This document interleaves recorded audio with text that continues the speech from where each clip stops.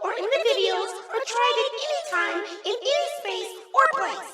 This program is rated TV, MASLNSSVAOBS. It is intended for mature audiences only. Viewer discretion advised.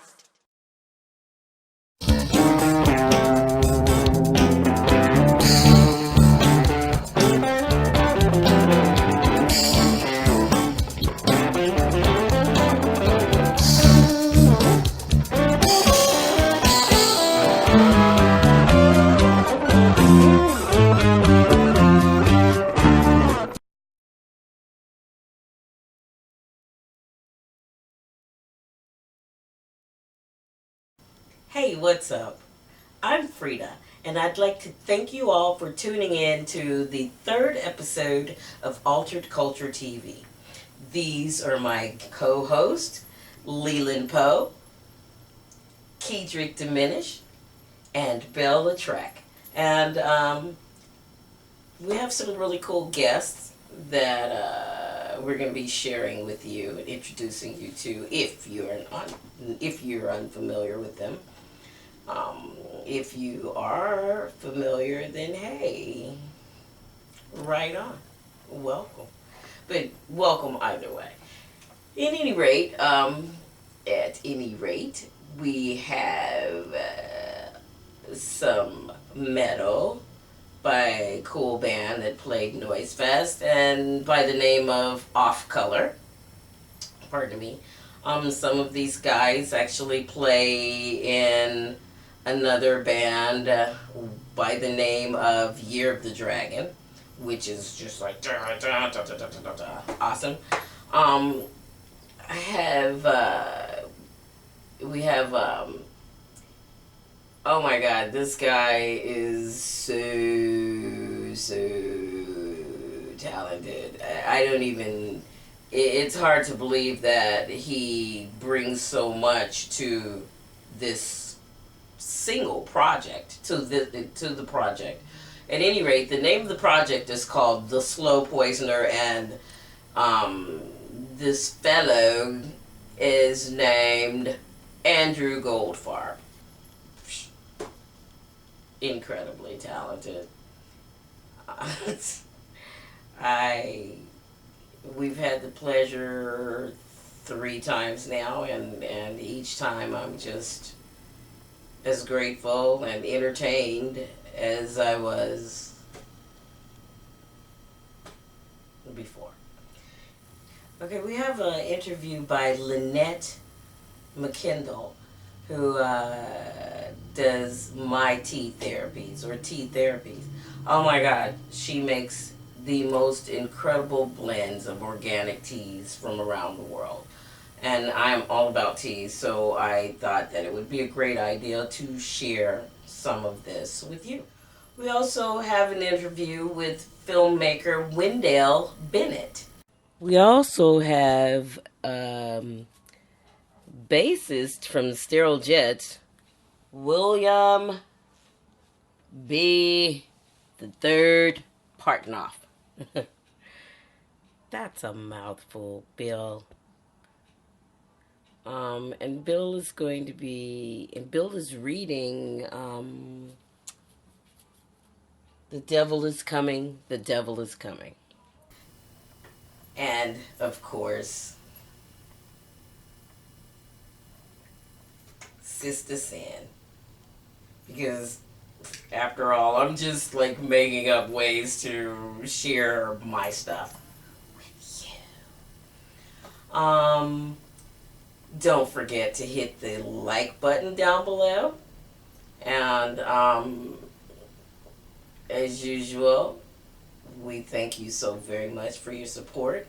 You can check out the episode 1 and 2 and lots of other videos and things on at YouTube/Freda Rente. And oh my god, yeah, there's lots of videos. And first up, we have a metal band by the name of Off Color. Some of these guys play with another band by the name of Year of the Dragon, and which is also, which are also some of the same guys that play in Fishbone.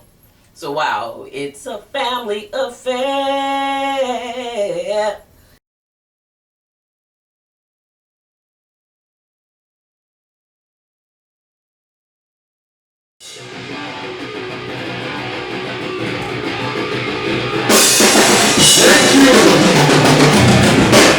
We are Off Color. We got one song here called Rush. Get around and get drunk. I've got a crush on you, and you know the things you do is stay with me, let you have your way with me. You put this crush on me, now you see there's going to be a consequence. Only take to wait till then. You got that precious love, come in such a much is what I'm dreaming of. It will come screaming as a villain. I've got that sweetest flame, like to shine through the rain. I'm living right, holding you, sit inside the morning dew. Recovering from another contraction. Covering your ovary passion.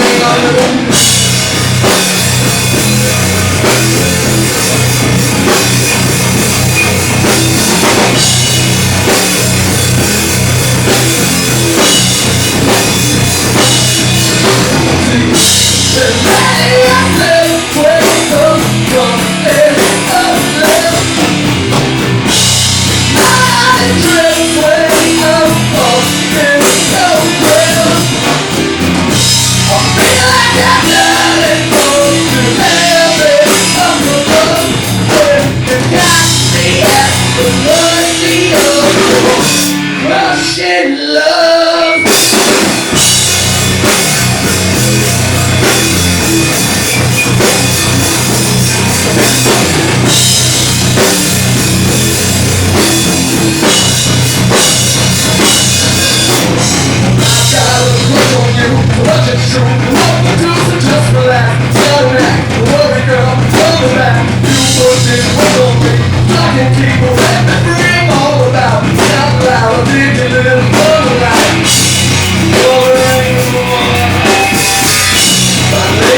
Attraction, covering your ovary action.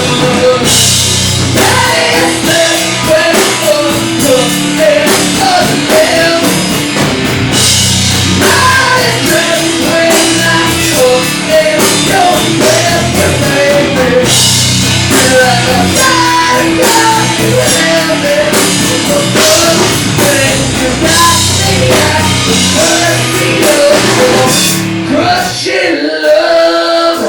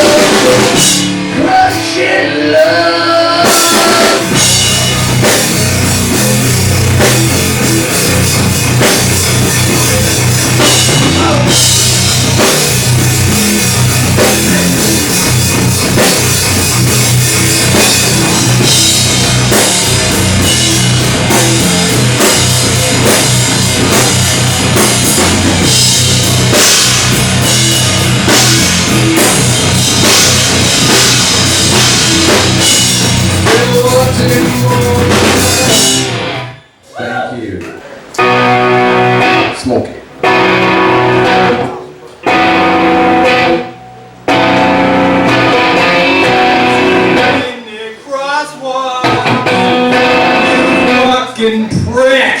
You're going to pay for it now, nigga, suck my dick!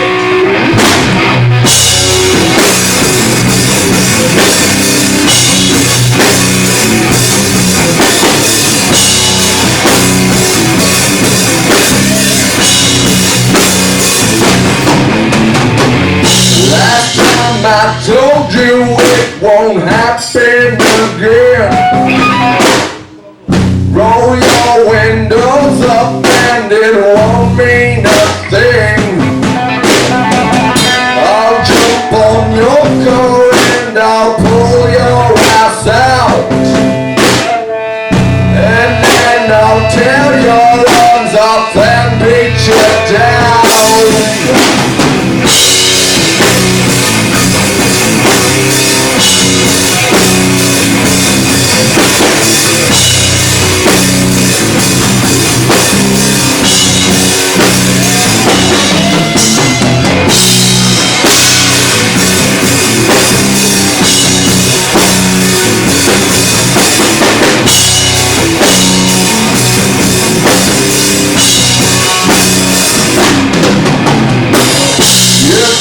You're safe inside your shiny box, but keep an eye out for my eyes and my locks. You think you're safe, but that was only pretend. So just beware of me, the pedestrian.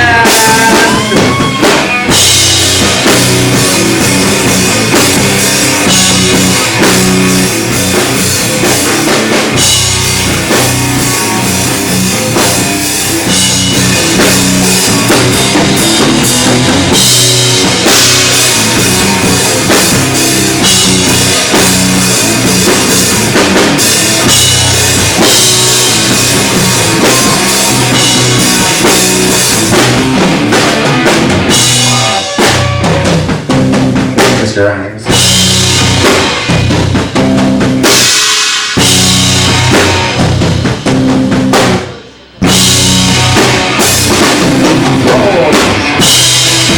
For your life, give me my right. Wait for your life, give me my right of way. Wait for your life, give me my right. Just wait for your time, or I may take your life away.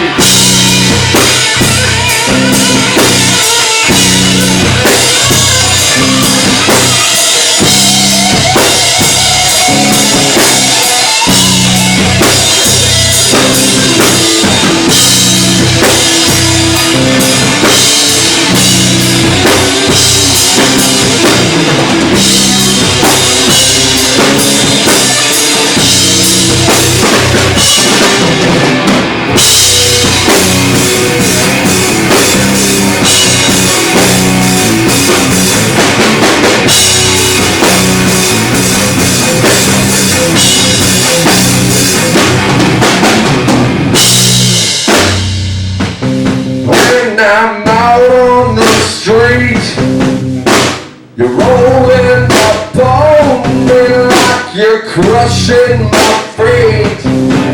See, I'm the last person like me you'll ever meet. You thought you were so safe.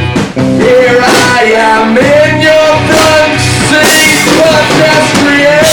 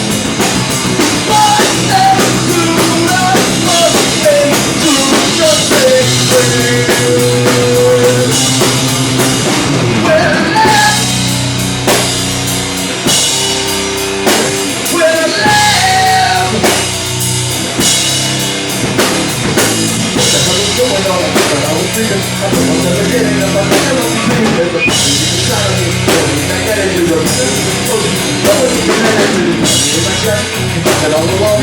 Now it's so much stronger, I just love it when it's wrong. Don't you understand? Don't you feel the same? Every single dose, so there's no telephone in my hand. And my sister's pulling away, slipping to the dark. I'm so fucking terrified, I'm ready for a shot. And I can get enough away, standing overhead. So we the trigger when I'm crazy, when I'm crazy. The brain, the back of my life. Bigger than hate, I never see my weather. Radiation, pick me up. About myself, she's my afterlife. So love you, everyone. Moment how they come, moment of release. I'll know what's the one, I take my soul and release it. When they find me, this is all the world's best. And it's really so like I gotta keep on battling. Battle.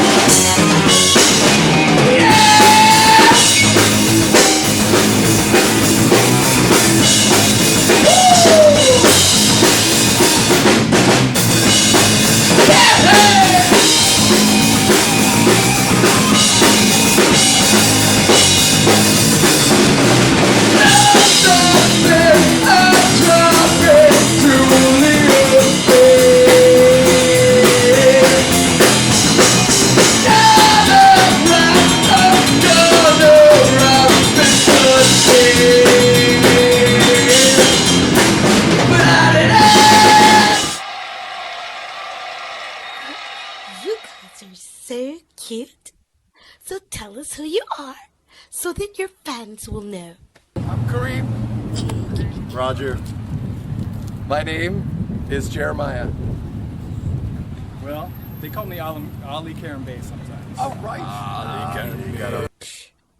So, how long have you guys been together? 2 years. If you count a year as being 36 months, then it's about 5. Yeah. How many albums do you have? How many albums, eh? Worth of material? Have we ever called one an album? Okay, whatever. How many CDs do you have? We've never created an album. When are you gonna release something for your fans? We release things for our fan kind of like a broken water pipe.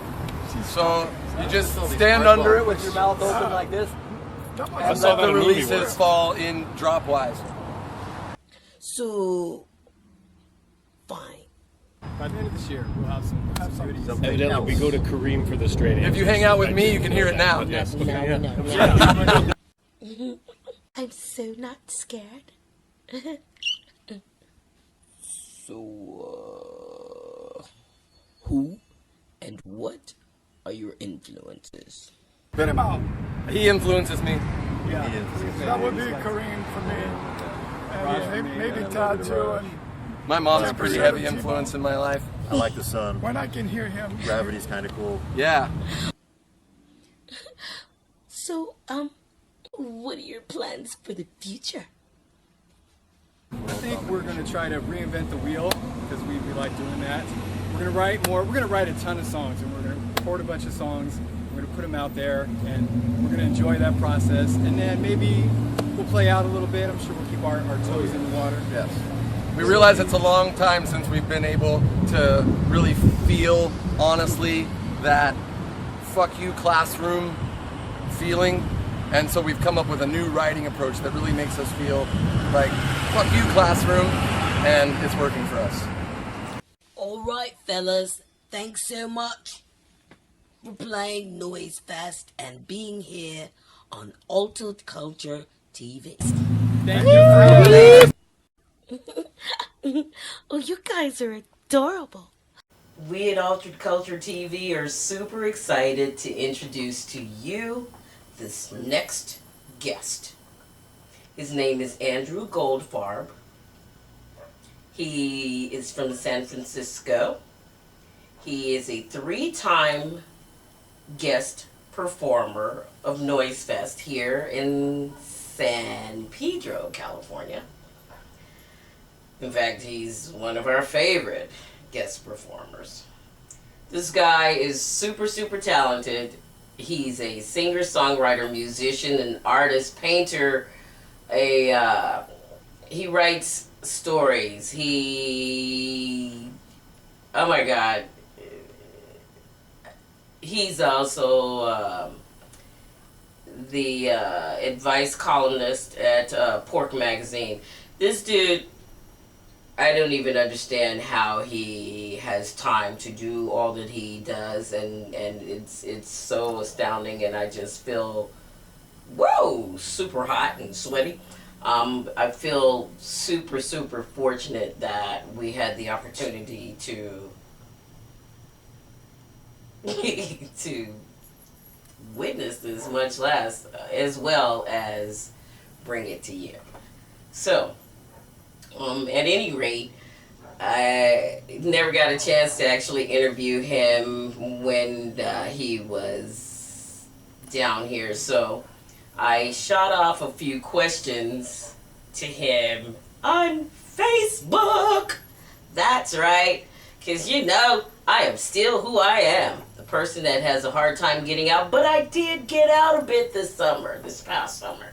So, and he's really super, super busy. So I think this worked out perfectly. Thank you again, Facebook. At any rate, I'm going to have to put on my eyes so that I can actually read the questions that I sent to him and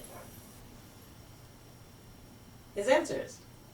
Okay, so anyway, we asked him how many books had he published and how many paintings did he think that he's done in his lifetime.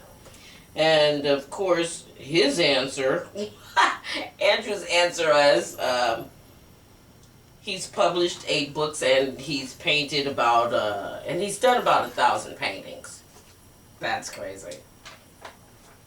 I know, right?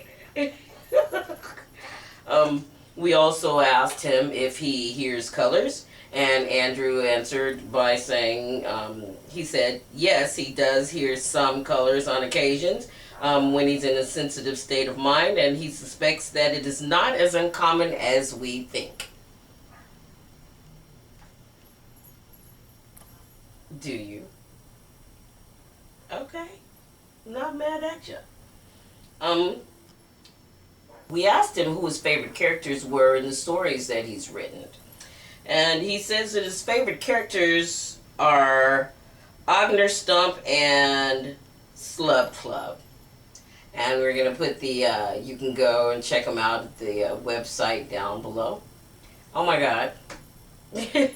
I actually bought my honey a couple of books and things of Andrew's, so it's just incredible.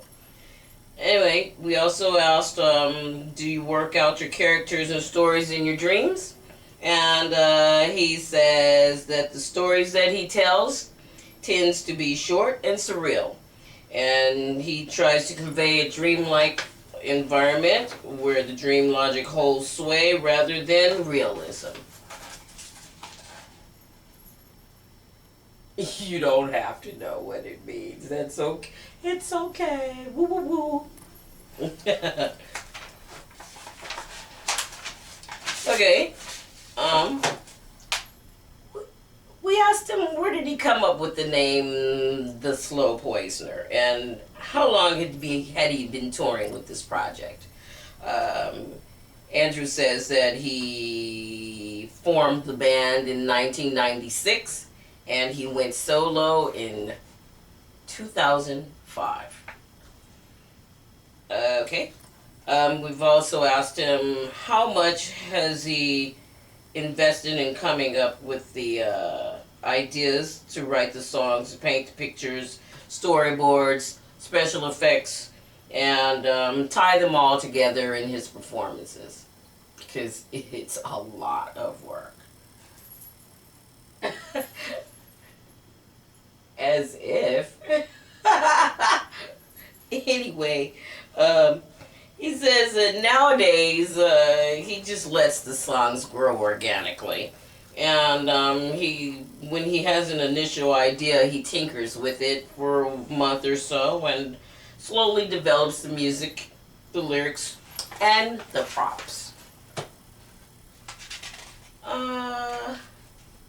Let's see.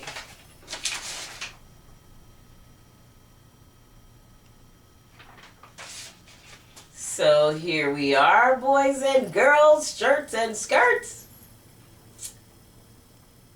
the slow poisoner.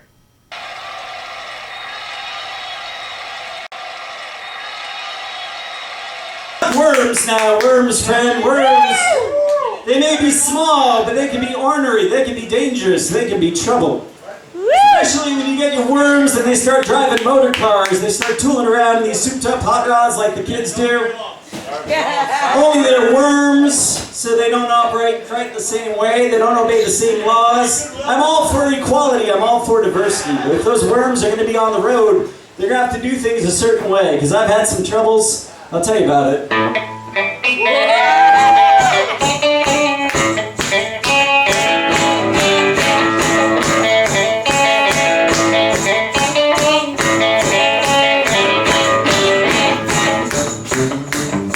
It happened on Highway 29, just outside of Creston. I was on my way to Buttonwillow, hauling a load of casket handles and chicken feed. I happen to glance in my rear view mirror and I spot this big cloud of dust coming up fast behind me. It was a souped up jalopy of Ford model bucket tea, but it's what I saw in the driver's seat that had me checking my eyelids for pinholes. Because behind the wheel of that automobile was nothing but a big brown worm, a non-arthropod invertebrate. He didn't have a foot to brake with or an arm to steer, but he sure could lay on the gas. It was a hot rod worm. It was a hot rod worm.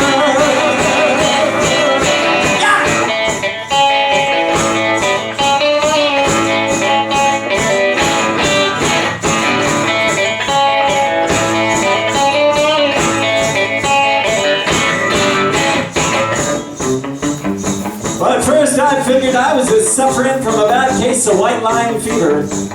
But then at about 100 miles per hour, that monster skidded around me, just about blew my 18 wheels clear off the road.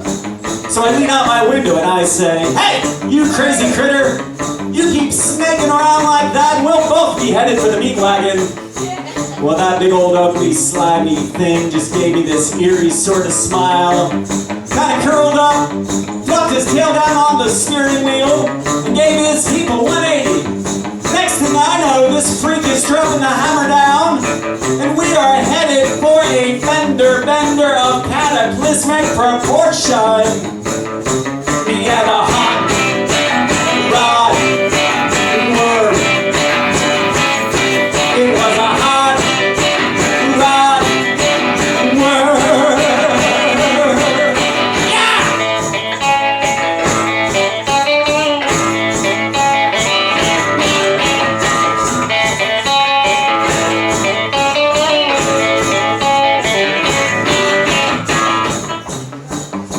So this legless larva is coming straight at me, playing some twisted game of chicken, but I ain't swerving for no grub.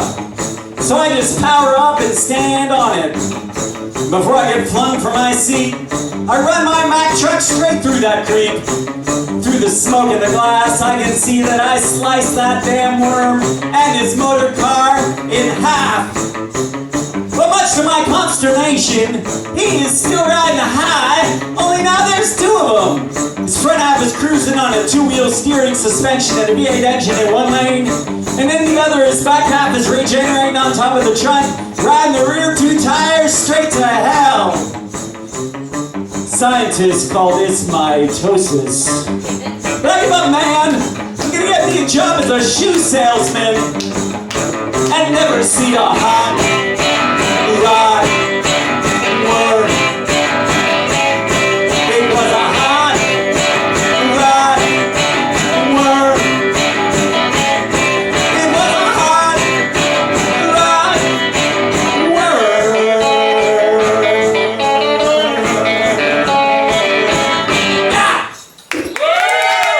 Have you ever been chewed upon by teeth as sharp as knives?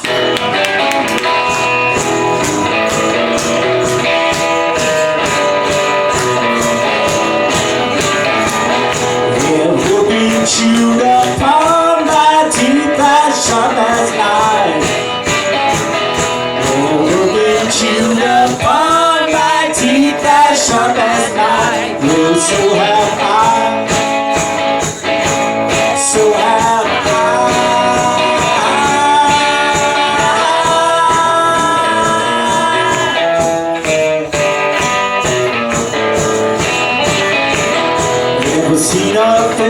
the sky and then got sucked inside. Never seen a face in the sky and then got sucked inside. Well, so have I. So have I.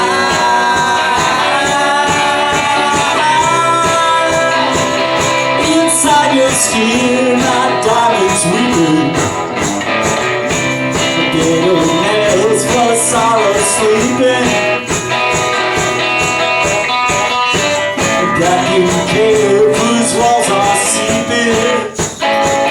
Tunnel of night. Ever had your head removed by goblins in the wood?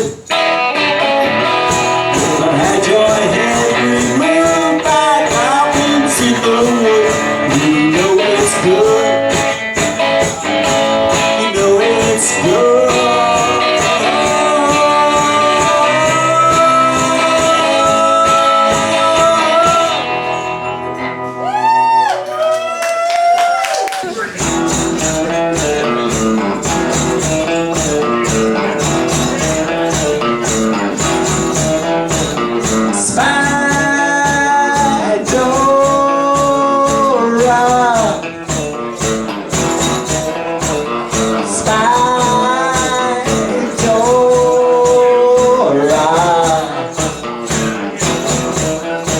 Hooray, the carnival's coming to town. Hot dog, the merry-go-round. The 10 corners clapping the wind. They beckon you in. Spydora.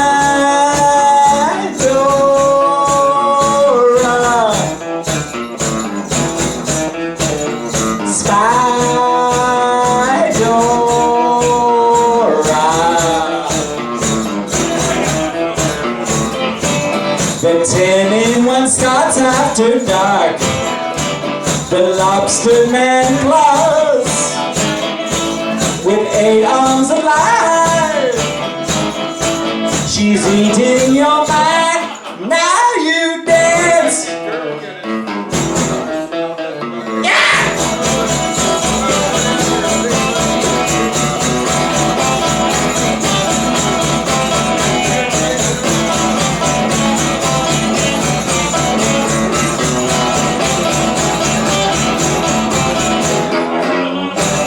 The 10 corners flap in the wind.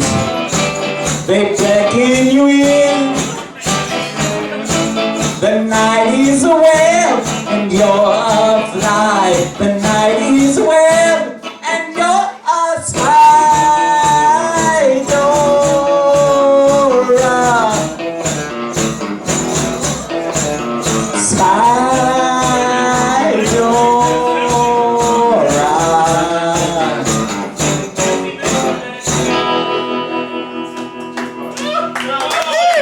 Is in the swamp.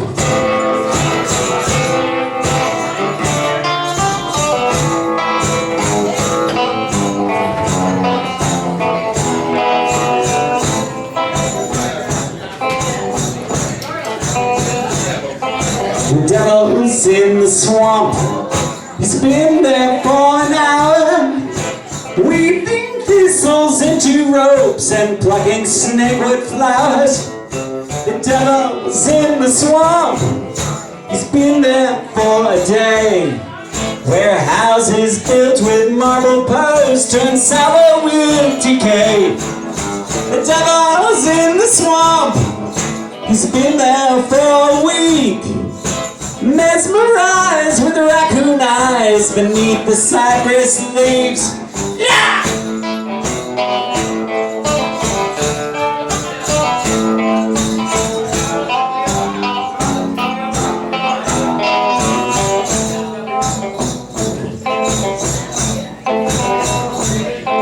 The devil's in the swamp. He's been there for 10 days. In quicksand with his slippery hands, he molds our maker's clay. The devil's in the swamp. He's been there for 10 weeks. Sing softly sinister while tiny children sleep.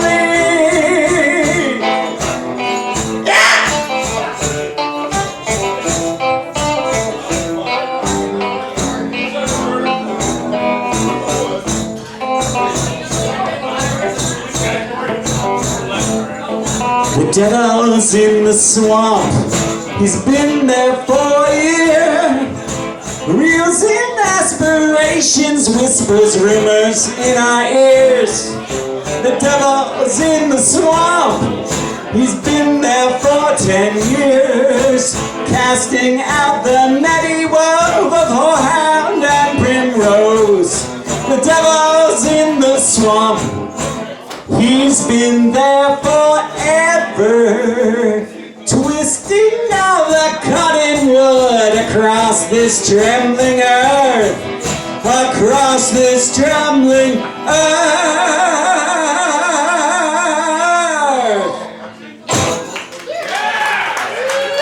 Thank you, friends. I'm the Slow Poisoner from San Francisco. I've got CDs, comic books, velvet paintings right over there to the right. Okay, here we are. Yes, with Sista Sin. Sista Sin.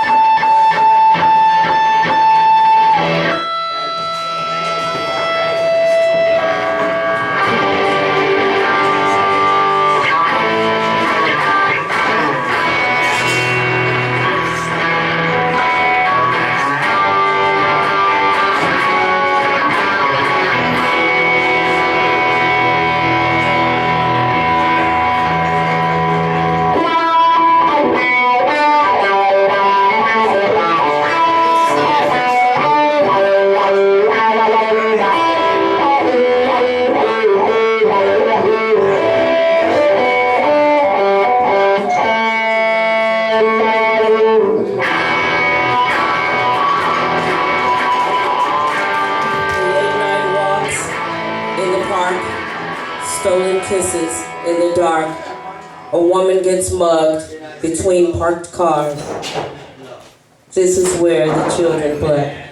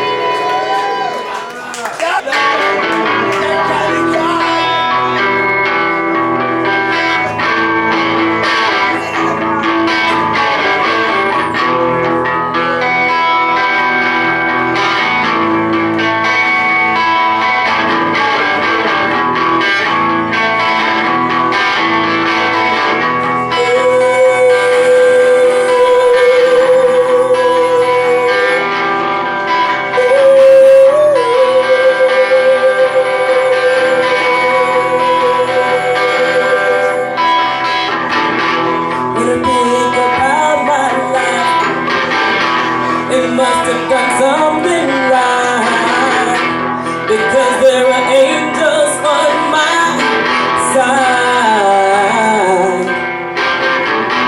When I think of all the things I should have been, all the places I should have been, and oh my God, I must have done wrong on men.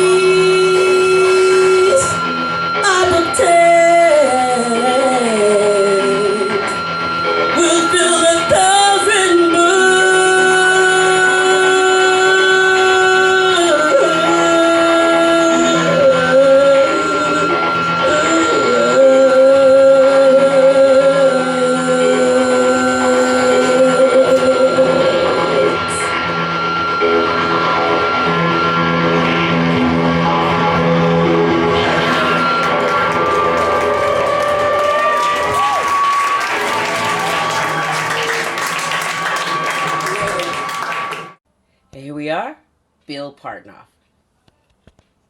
Okay, one quick poem. This one's called The Devil is Coming, the Devil is Coming. You know I burn in the sun, your water will not anoint. I pray for your dying mind, I pray for your blinding eyes.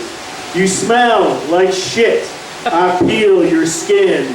You need to pay the rent, the Lord had made this day, and it takes too long. I suffer under his caring hand. Now I'd like to introduce you to a young lady that does wonderful, wonderful organic teas. Her name is Rente'and McKendall.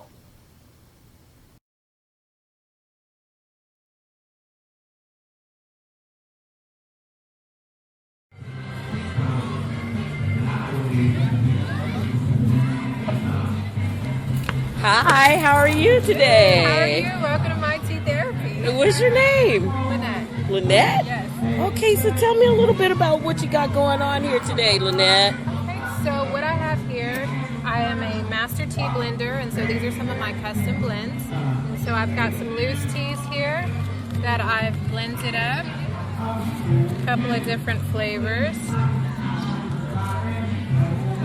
Yeah, so this is just a few teas that I carry.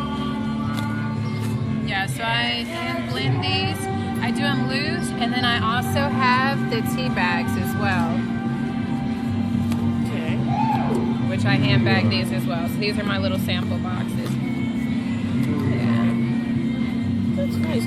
So tell me a little bit about it. How long have you been dealing in teas? I've been dealing in tea since I was probably about 7. Oh, wow. Yeah, I was introduced to teas as a little girl in my grandmother's kitchen. And so it was kind of up in the cabinet, old school, red, yellow, Lipton. And I saw it up there and I wanted to try it. My grandma was like, no, you know, she's from New Orleans. She's like, tea is medicine. You know, the herbs are served as medicine. I said, let me try it. And I fell in love. Would you like to pause for a second, or are you I going would. to... Look, do business. I think I'm going to wait on skip on it. Yeah. Okay. So just $5 for this. You're very welcome. You are very welcome. I hope she enjoys it. Oh, you just give it the flowers. Yeah. Thank you. Hey. Hi there. Whispering up in my ear, sneak thing. Look up on you. Right. So you've been doing tea parties for how long? The tea parties I've only been doing just kind of like off and on over the years. So I officially am starting to like promote them more avidly, you know, just kind of putting it out there a little bit more. So Yeah, it's a new addition. Yeah. how does one go about doing this? Is there a specific number of people that you need or anything? I can do a tea party for one person if you just want to do like a moment to yourself, your own like lunchtime tea, or I can host it up to 12 people. If you need more than that, we can discuss it, and then I can kind of reach out, you know, get a quote for you on a bigger party that exceeds 12 people. You do other sorts of teas for other healthy purposes as well. I do. I also do some bath teas. I do some vaginal steam teas as well, where you can do like a low sitz bath and kind of soak yourself. That include the mugwort, lavender, the cleansing herbs that help to like cleanse the womb and help it expel waste. But I have bath soaps, like tea soaps infused with white tea tincture, green tea tincture, and some other complementary like herbs to help soften the skin, slough off dead skin cells, and just leave you relaxed, refreshed, and renewed. Now, did you study, or how did you come about this? Did you? You know, like I said, being introduced to it as a child kind of like propelled me into looking more into it. So I was introduced with traditional, like I said, basic tea bags, which is nothing but tea vests and fans. From there, I met whole leaf teas, which I completely fell in love with because the flavor profile is so pronounced that you could not just not fall in love with it. Like my favorite tea of all time is like oolong. I love a tea Kuan Yin, I love a Baozhong, I love a Pouchon, like some nice full big leaf teas full of flavor, you know, super delicious. So those are like my favorites, but once I got introduced to that just kind of kept me going. And so I began to study the tea leaves. I also was already into like natural health just for myself personally. And so with the tea, my grandmother in my head is tea as medicine back in New Orleans. It all just kind of came together for me to study the herbs further. So I've since gone and got like a natural health certification. I'm also a registered yogi, so I'm certified and registered with the Yoga Alliance, just to kind of propel my practice as a holistic healthcare practitioner. Ultimately, my goal is to have like a holistic wellness practice where I can offer my custom blends, and not just for taste, but also for healing. And then also have a space where I can offer healing treatments, yoga therapy, physical therapy, wall Cheeto, helps move stagnant blood, things of that nature, and also invite in other health practitioners to offer their skill sets to help in the healing process of our people. So is the San Pedro Farmers Market the only place that we can walk up and meet and greet and purchase your teas, or is there another place? Okay. So currently I'm at the San Pedro Farmers Market exclusively at this time. You know, I'm looking at other avenues to kind of expand where I'm located, but right now, San Pedro Farmers Market every Friday, 9 a.m. to 2 p.m. Yep, and you always can catch me online, myteatherapy.com or myteatherapy@gmail.com. If you just want to drop me a line, ask me some questions, I can help you out there. Thank you. You're so welcome. Thank you.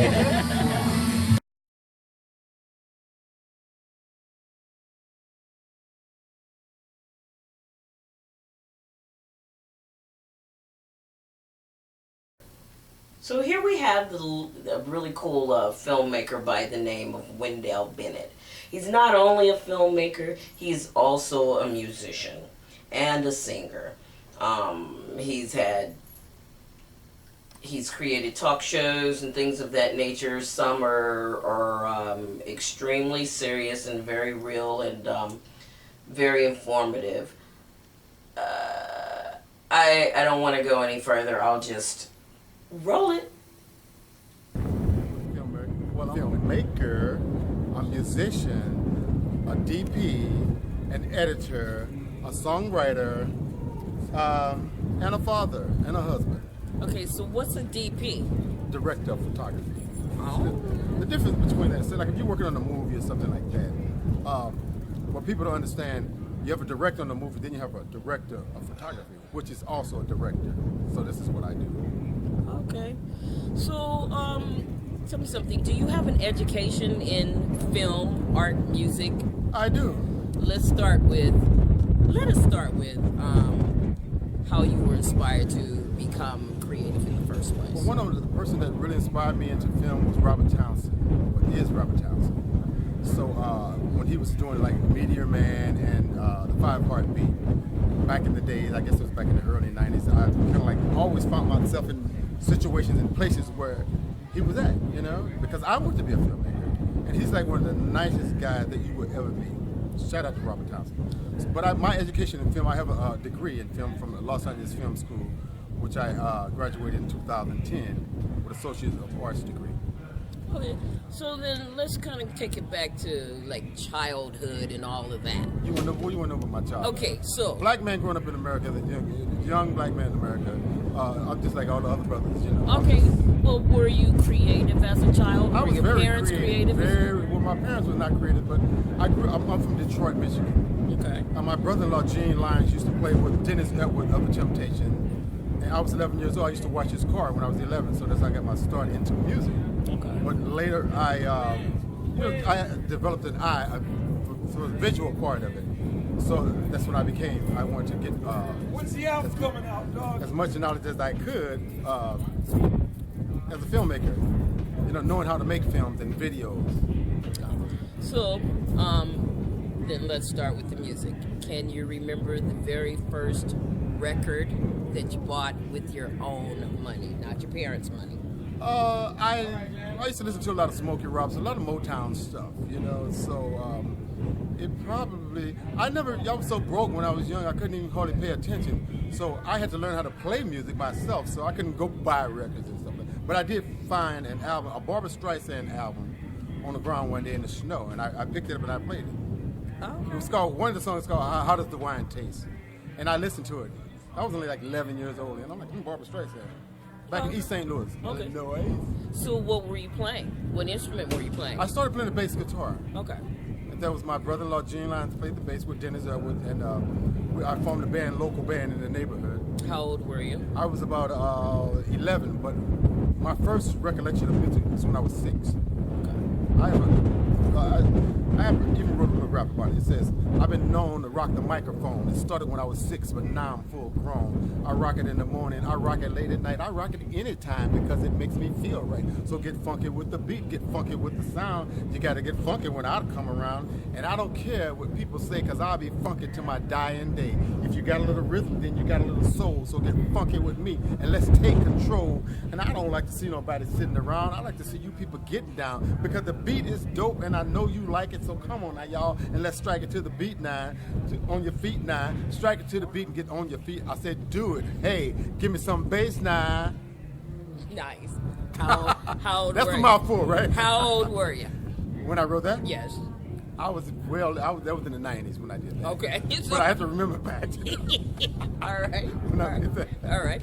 So, okay, so let's say your first musical for real get down. My first performance? Into it. Well, no, we still back at the Barbra Streisand studying a song, a piece, an artist, and all of that stuff.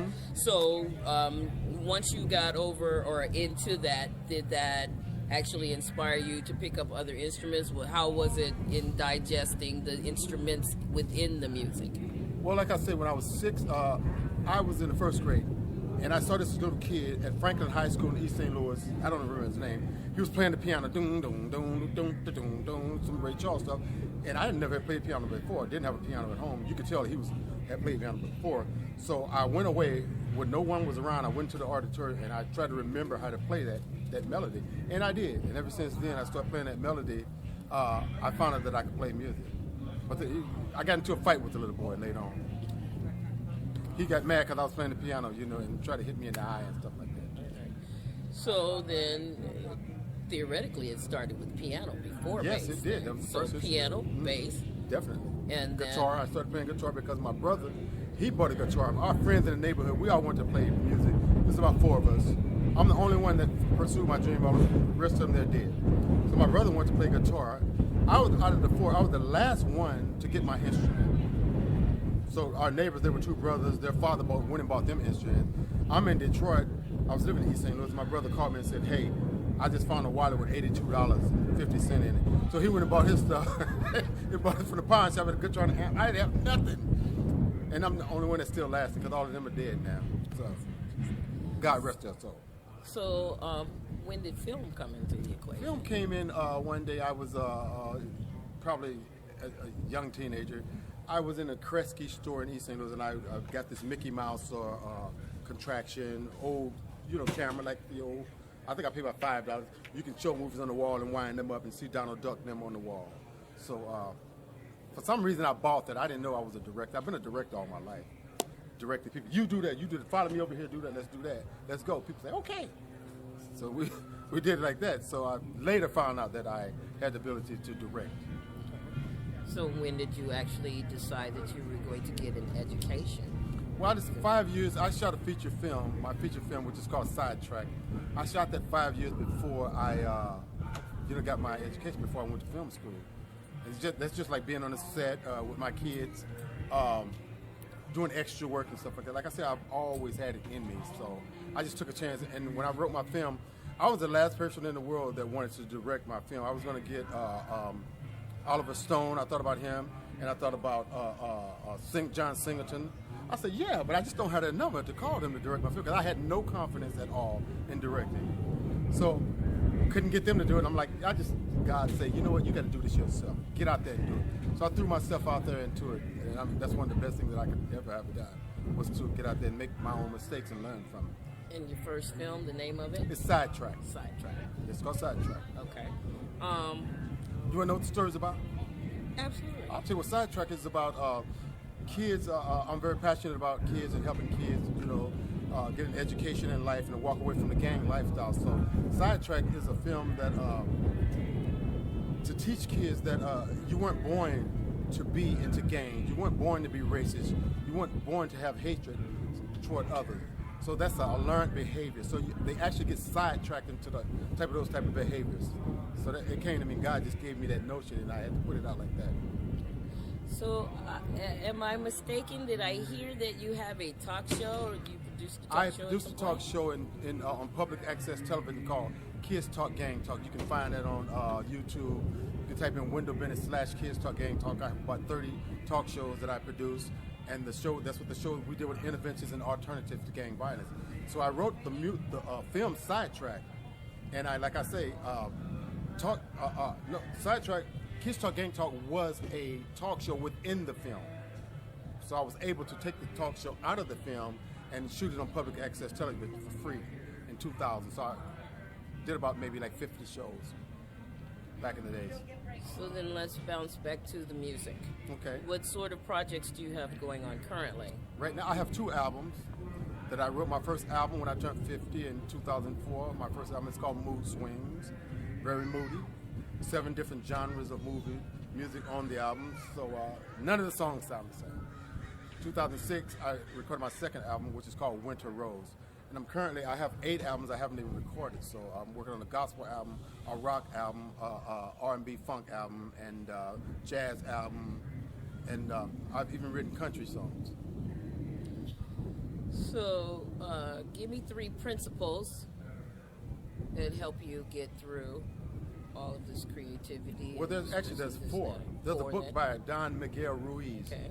It's called The 4 Agreements. So he said the first agreement that how he got his life in order, the first agreement is to always be impeccable with your word, because your word is your bond. So when you tell people we're going to be there, you should be there. And the word impeccable means to be without sin. So you could use your words to either put a curse on someone, or you could use a word to remove a curse from someone. And I'll give you an example, because say like if you have a child and your child loves to sing, and that child is at home singing every day, so you at work, you coming home from work as a parent, and you have this splitting headache, and then you hear the child sing, so you tell the child, shut up, I just don't want to hear an ugly voice. That's only because you had a headache that you're saying it, and that child thinks that they have a bad voice and they never sing again. So what you did, you used the word to curse that child. So what you want to do is be careful how you use your words. The second one is to don't make assumptions. We always, as human beings, we make assumptions about, well, why ain't this person here? Why ain't this person there? Did they get in a car accident? Do they like me? Did they? Different thing as human beings, we always make assumptions. The third one is don't take anything personal. If someone says something to you, it could be good, it could be bad. Don't take anything personal, because life is like, it's full of many things. It could be negative or positive. So you don't really want to take anything personal. You just want to keep going. And the fourth one is to always do your best, because when you always do your best, you have to remember that your best is going to change from time to time. When you're sick, your best is not going to be as good as when you're well. So you want to always do your best. And those 4 agreements, I live my life by. Do you have any current projects that you wish to share with us? Well, I work with a lot of people like in the industry. I work from Dick Van Dyke to Layla Ali to Zendaya to Wayne Brady. If you go on my Facebook, Wendell Bennett, on Facebook, you'll see a lot of people. I work with Kenny Lattimore. I work as a director and a photographer. I work with Nick Cooper. He runs the Vocal Corner store. And I've met a lot of people. I work with Simon Lithgow from American Idol. He's the son of Nigel Lithgow. He produced American Idol. And right now I'm working on a movie as a DP with Andre Ray from LTD. So I'm as a DP.